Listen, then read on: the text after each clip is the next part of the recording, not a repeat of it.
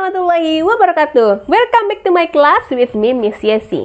Halo everyone, dalam video kali ini sengaja dibuat untuk mata kuliah bahasa Inggris. Buat Anda yang ingin mempelajari atau menonton video ini, silahkan tonton hingga habis. Semoga ilmunya bermanfaat dan jangan lupa untuk like, comment, and subscribe and share to your friend. Oke, kali ini Miss Yesi akan bahas tentang descriptive text.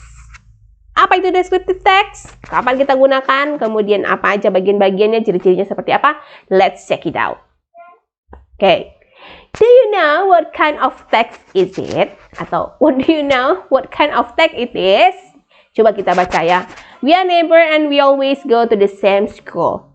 Roddy is taller than me. He has blonde hair and pointed nose. His favorite food is hamburger with fries and coke.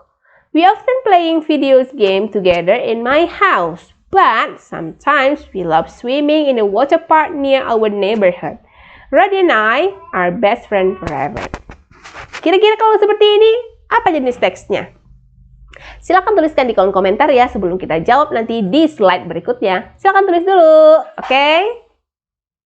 Nah, dia adalah descriptive text, ya. Descriptive text ini adalah text which says what a person or things is like.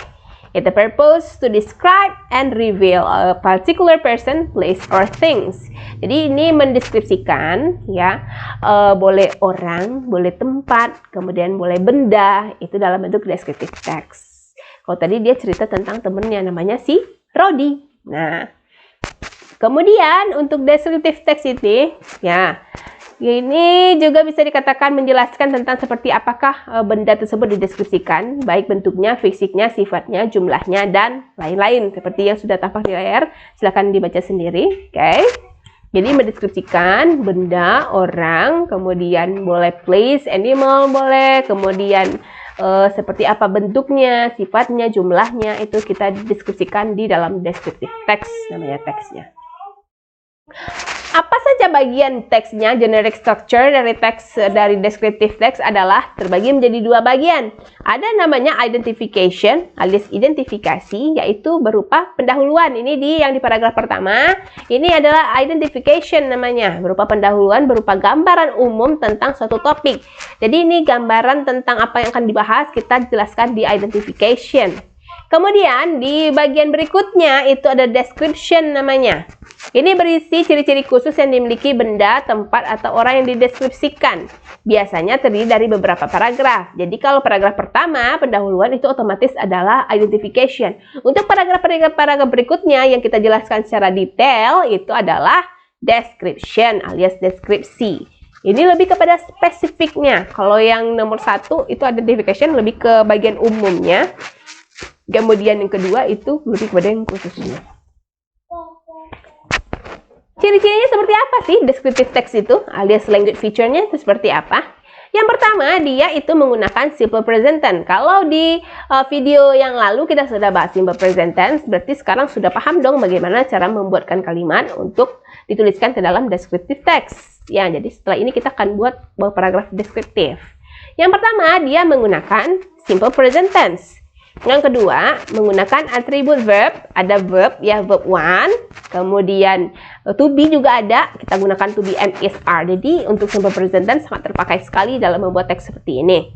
Kemudian yang ketiga, ciri-ciri yang ketiga, alias language feature-nya adalah focusing on one subject. Jadi dia terfokus hanya untuk satu subjek saja. Subjek yang kita bahas di dalam teks tersebut. Focusing on one subject. Oke. Ini ada contohnya, example of descriptive text, My Lovely Cat. Jadi the title of this text is My Lovely Cat. Kita mulai lagi ya, kita baca dulu sama-sama. I have a stray cat as my pet. He is really playful. He loves to play with me and new things he found. He has orange and white fur. His fur is so soft and I like to rub it for him. He has a long tail. He likes to play with it. He is also always try to catch his tail sometimes. Tail, ya. I also like to hold him in my hand. When I hold him like that, he will fall asleep. Oke. Jadi yang pertama, yang bagian atas itu adalah identification, bagian pendahuluan. Jadi ini kita ceritakan, I have a stray cat as my pet. Nah, a stray cat. He's really playful. He love to play with me. Nah, jadi gambaran tentang umum lah tentang dia ya, seperti apa. Kemudian yang bagian kedua, mulai deh kita ceritakan ciri-ciri khusus tentang si cat ini. Dia punya long tail ya, punya ekor yang panjang. He likes to play with it. He also always try catch his tail sometimes, and then ya kita ceritakan tentang si cat ini secara khusus. Sorry ya. Oke. Untuk assignment, nggak usah banyak-banyak lebar, kita langsung aja ke tugasnya. Please choose one of this topic and write it into paragraph. Jadi ini ada 3 di sini, masing-masing ada purpose-nya masing-masing. Ya, setiap angka ini ada purpose-nya. Nah, ini untuk student for family law ya. Jadi kalau you adalah family law student ya, dari hukum keluarga, Fakultas Syariah, silahkan pilih dari 3 topik ini. Pilih 1 dari 3 topik ini. Untuk yang number 1, untuk family law student, pilih 1 dari 3 topik ini. Yang pertama ada Islamic figure. Siapa tokoh-tokoh Islam? Silahkan nanti you ceritakan, you deskripsikan. Kemudian ada the Holy Quran. Ya, kitab suci kita Al-Quran, pilih 1. Kemudian ada family law, tentang family law. Boleh tentang perceraian, boleh tentang keluarga, didiskusikan tentang keluarga, tentang ayah, tentang ibu, atau mungkin tentang tali persaudaraan dalam hukum keluarga, itu boleh dideskripsikan. Oke. Jadi pilihlah 1 dari 3 topik ini. Topiknya untuk yang family law student ada Islamic figure, ada the Holy Quran, dan family law sendiri. Jadi silakan pilih 1 dari 3 topik ini. Untuk yang kedua, ini untuk mahasiswa English Business ya. Untuk yang mata kuliah bahasa Inggris bisnis, ini silakan deskripsikan. Aduh maaf ya, beribet. Silakan pilih 1 dari 3 ini. Yang pertama itu deskripsikan tentang suatu produk. Boleh misalnya produknya shampoo, kemudian boleh misalnya pulpen, atau laptop atau apa. Silakan deskripsikan tentang suatu produk.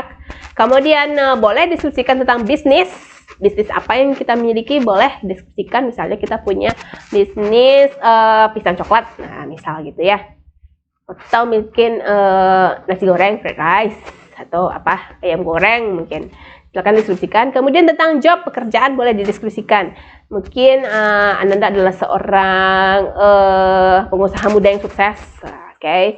Kemudian atau mungkin bekerja di suatu restoran sebagai waitress, atau mungkin memiliki usaha keluarga. Silakan deskripsikan tentang masing-masing tersebut. Boleh. Itu bisnis ya. Kalau job boleh misalnya guru, boleh deskripsikan tentang guru, boleh deskripsikan tentang pebisnis, tentang petani, itu boleh dideskripsikan. Jadi untuk yang nomor 2, untuk yang mahasiswa mengambil mata kuliah bahasa Inggris bisnis, pilihlah 1 dari 3 topik ini. Nah, untuk mahasiswa misesi yang dari Fakultas Hukum, Law Faculty student, ini topiknya silakan pilih. Yang pertama itu tentang hukum law ya. Untuk law ini silakan pilih mungkin tata cara pembuatan SIM-C, bisa kita buatkan dalam bentuk descriptive text, boleh. Kemudian bagaimana cara mengurus SIM ke kantor polisi, itu kita deskripsikan, boleh ya. Banyak sekali contoh-contohnya kalau dalam bentuk dari segi hukum. Silakan pilih topik ini. Kemudian ada public figure.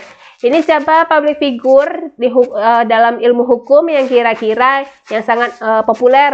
Nah, misal ada pengacara kondang Hotman Paris Hutapea, misal seperti itu. Boleh ini dideskripsikan dalam bentuk descriptive text, boleh. Atau mungkin Pak Rektor juga boleh, kan dia salah satu public figure ya dalam segi ilmu hukum, boleh. Kemudian ada job and career. Nah, ini boleh misalnya kita ingin deskripsikan tentang polisi, kemudian boleh tentang polisi sebagai aparatur negara, atau mungkin jaksa, atau mungkin hakim, terserah ya.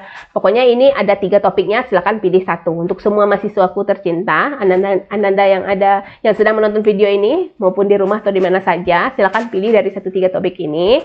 Yang mana yang paling suka, kemudian ceritakan dalam bentuk paragraf deskriptif. Oke. Jumlah paragraf tidak dibatasi, yang penting jangan terlalu sedikit. Jadi kalau ada ya, harus ada identification-nya, kemudian harus ada yang mana yang description-nya.